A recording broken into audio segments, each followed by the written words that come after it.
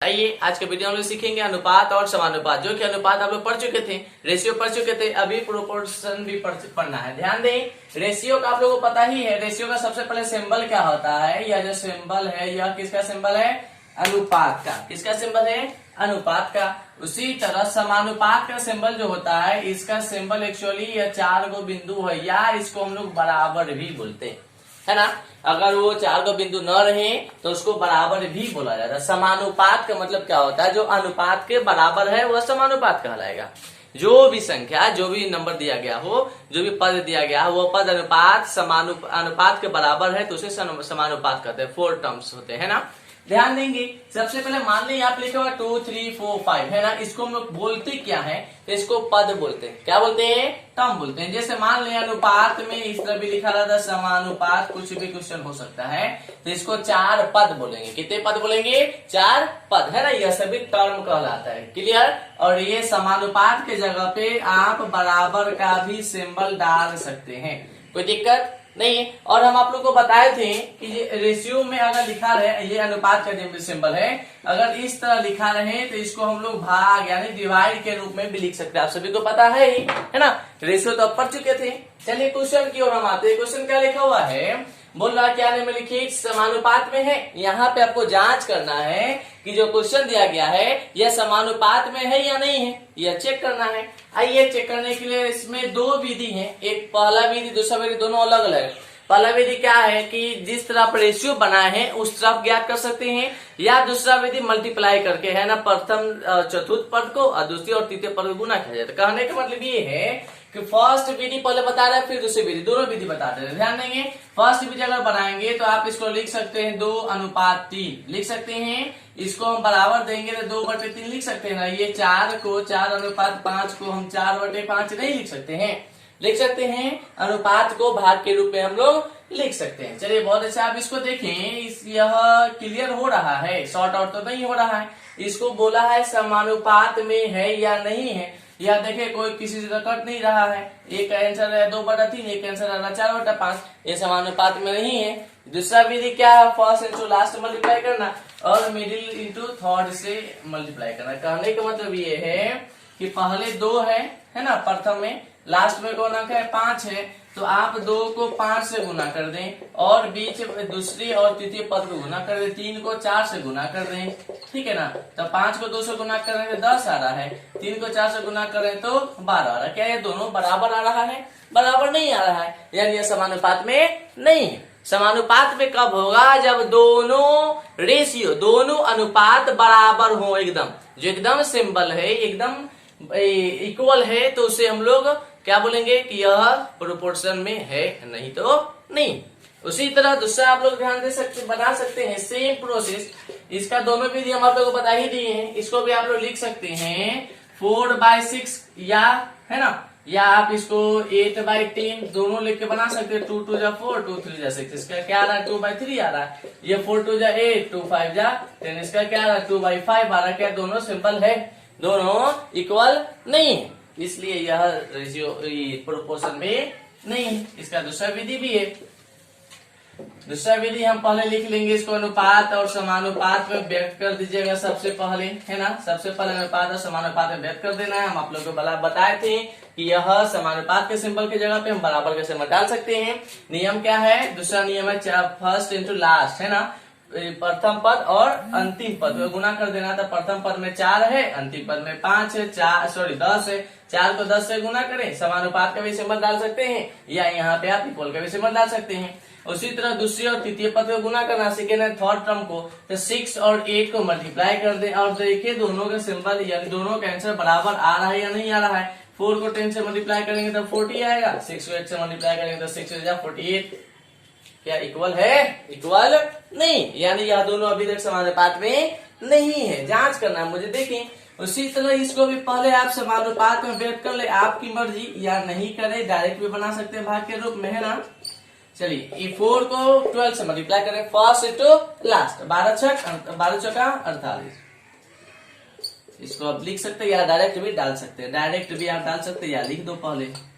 12 4 48, है ना। 6 8 48। क्या ये दोनों बराबर है? दोनों बराबर है तो यह समानुपात में है, यानी प्रोपोर्शन में दिया हुआ है।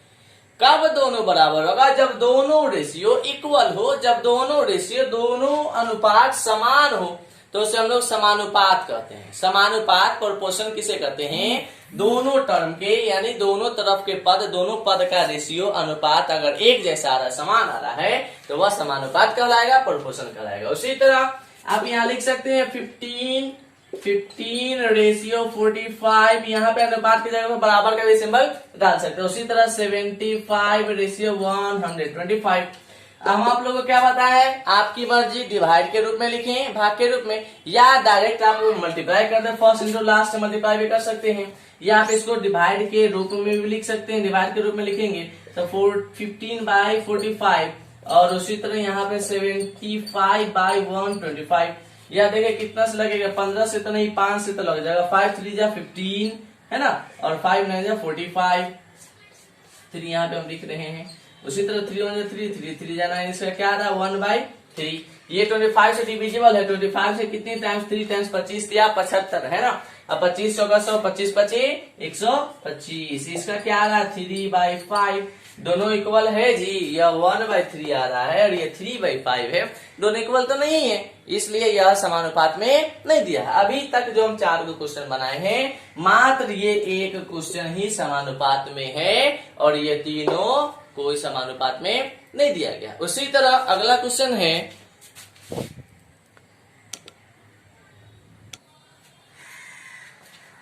चलिए उसी तरह और क्वेश्चन है। ये क्वेश्चन थोड़ा सा अलग है। यहाँ पे क्वेश्चन दिया गया है निम्नलिखित में बॉक्स को इस प्रकार भरें कि अनुपात समान हो जाए, यानी अनुपात में हो जाए, तीनों संख्या अनुपात में हो जाए। कैसे तीनों संख्या अनुपात में होगा? ध्यान दीजिएगा, यहाँ पे मात्र आपको 2 ही बॉक्स दिया गया है, 2 ही पद दिया गया है ना। एक ही टर्म है, एक टर्म 25, एक टर्म 35, और थर्ड टर्म तो नहीं है। यहाँ पे क्वेश्चन बोला है तीनों संख्याएं, यानी 3 को संख्या ही, इसका मतलब है 2 दिया हुआ, एक बॉक्स है। तो अब जब बॉक्स हो तो इसको आप x मान सकते हैं, यानी कुछ भी ABCD का कोई भी लेटर मान सकते हैं, वो लेटर स्मॉल होना चाहिए। अब कुछ भी मान सकते हैं तो बनेगा कैसे? बनेगा वही जो रूल्स हम आप लोग को बताए हैं। अभी तक आप जिस तरह बना रहे थे, जैसे मान ले 25 लिखा हुआ है ना, ये बॉक्स में आप x मान सकते हैं, यहाँ पे x मान सकते हैं ना। तो फर्स्ट इंटू लास्ट था ना, क्या था नियम? First into last. 25 को मल्टीप्लाई कीजिए x से और समानुपात की जगह पे बराबर का सिंबल डालिए। और यह 35 किस नंबर से मल्टीप्लीकेशन होगा? क्योंकि नियम था सेकेंड और थर्ड टर्म, यानी दूसरा और तीसरे पद का गुना करना, लेकिन यहाँ पे तो एक ही पद न दिया गया है, 2 पद और कोई पद तो है ही नहीं। तो इस सिचुएशन में आप क्या करेंगे? जो पद दिया गया है इसी को 2 टाइम्स मल्टीप्लाई कर देंगे। मेरे कहने का मतलब कि 35 जो लिखा हुआ यही 35 को 2 टाइम्स मल्टीप्लाई कर दें। आप समझ में आ रहा है? अगर 3 पद 3 टर्म ही दिया रहे और समानुपात में व्यक्त करना हो तो आप फर्स्ट इंटू लास्ट तो आसान से कर सकते हैं, क्योंकि फर्स्ट लास्ट तो दिया ही होगा। हाँ, सेकेंड टर्म दिया, थर्ड टर्म नहीं दिया रहेगा, है ना। मान लीजिए 4 टर्म है तो जो बीच वाला जो संख्या रहेगा उसी संख्या को 2 टाइम्स मल्टीप्लाई करें। 35 है तो 35 को 2 मरतबा गुना कर देंगे। क्लियर? आइए क्वेश्चन बना रहे हैं हम। क्या करें? 25 को x से मल्टीप्लाई किए थे और 35 को फिर 35 से मल्टीप्लाई किए। 25 को x से मल्टीप्लाई करेंगे तो 25x आएगा। क्या आएगा? 25x। 35 को 35 से मल्टीप्लाई करेंगे तो ये आएगा 1225। 1225 3 के 90 5 को 20 55, ठीक है 1225 आएगा, है ना। अब ध्यान दें आप लोग को, तो ये क्या बोलते हैं, पद तो पढ़े ही है ना, टर्म पढ़े हैं, पहला पद दूसरे पद नहीं पढ़े तो इस पे भी वीडियो आएगा, धीरे धीरे हर टॉपिक पे वीडियो आएगा, है ना।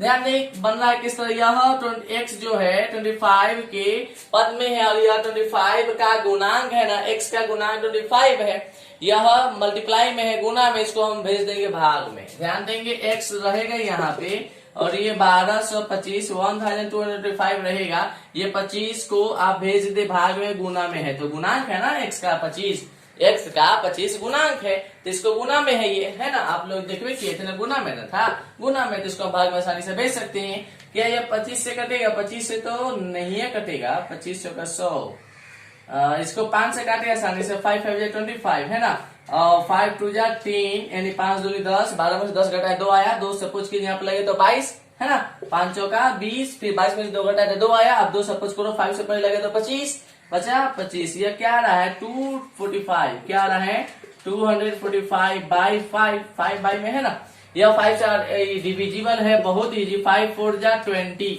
5 चौका 20, 24 में से 20 घटाएंगे 4 आएगा ना, 5 से पहले 4 लग जाएगा तो 45 हो जाएगा, 5 नमा 45। इसका जो लास्ट टर्म जो था जिसको हम x सपोज किए थे वहां पे क्या डलाएगा 49, या 49 किसकी वैल्यू निकली तो x की।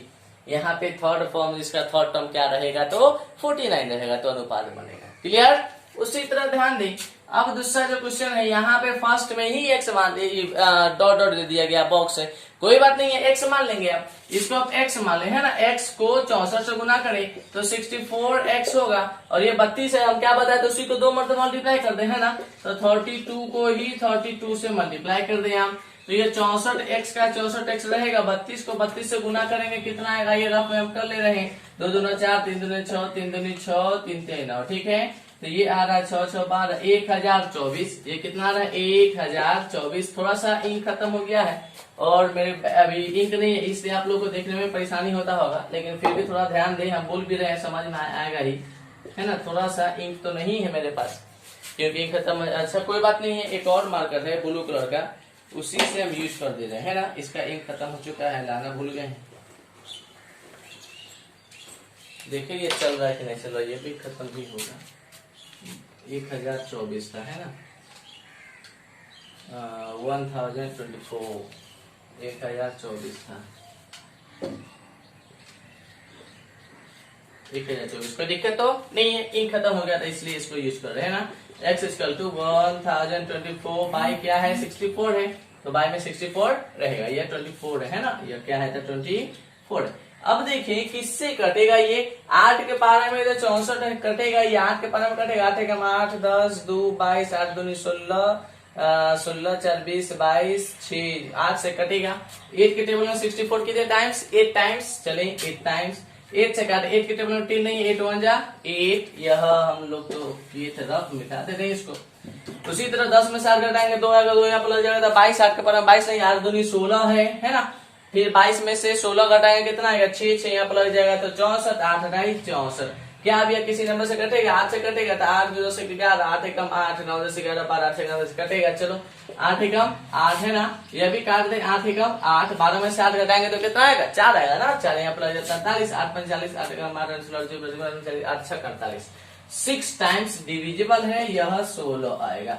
यह x की वैल्यू क्या निकला तो 16 निकला। ये थोड़ा सा रफ में कैलकुलेशन करना पड़ेगा, बिना कैलकुलेशन किए हुए कुछ नहीं है। उसी तरह कुछ और नंबर है, ध्यान दें, यहाँ पे भी x आप सपोज कर लेंगे, 6 को मल्टीप्लाई करेंगे x से, फर्स्ट इंटू लास्ट बोले थे ना, यहाँ पे x मान लेंगे है ना, 6 को x से मल्टीप्लाई करेंगे 6x, 18 ये बीच में है, इसी को 2 मरतबा गुना कर दो, इसी को 2 मरतबा गुना कर देंगे, 6 को x से मल्टीप्लाई करेंगे 6 एक आएगा, और 18 को 18 से गुना करेंगे। ये यहीं पे हम रफ कर दे रहे हैं, आप लोग ध्यान दे दीजिए। 8 8 64 के 4 6, 8 एकम 8, 8 2 10 4 14, 8 एकम 1 4 8 4 12 2 1 3, ठीक है 324। कितना आ रहा है मल्टीप्लाई करने पे तो 324, 324 आ रहा है, 324 रहेगा।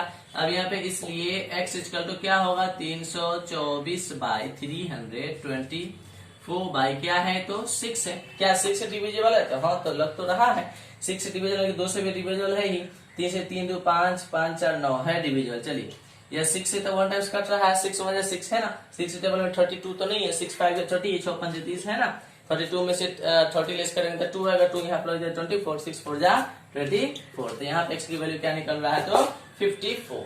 कोई दिक्कत नहीं है, क्वेश्चन बहुत इजी तो लगता ही होगा आप लोग को, बहुत ही इजी है। ये लास्ट क्वेश्चन ध्यान दें, यहाँ पर भी आप x सपोज कर लेंगे तो ये x को 48 से गुना करेंगे, किसको फर्स्ट इंटू लास्ट है ना, x को गुना करेंगे 48 से। ये बीच में जो क्वेश्चन दिया गया है इसी को 2 मरतबा गुना कर दे, इसी को 2 टाइम्स गुना कर दे, 12 को 12 से गुना कर दो। बीच में जब क्वेश्चन नहीं दिया हो तो इसी को 2 टाइम्स मल्टीप्लाई कर देंगे आप, है ना। तो x को 48 से मल्टीप्लाई करेंगे तो 48x यानी 48x, 12 को 12 से गुना करेंगे 12 12 144 होता है ना, 144। उसी तरह x बराबर इसलिए x इक्वल टू क्या होगा 144/48 144/48 किससे कटेगा ये 12 के पारा में है 12 के पारा में 44 112 है 12 से कटेगा 12 बड़ा 144 12 चौका 48 4 एकम 4 4 3 12 इसका आंसर आ रहा है 3 है ना।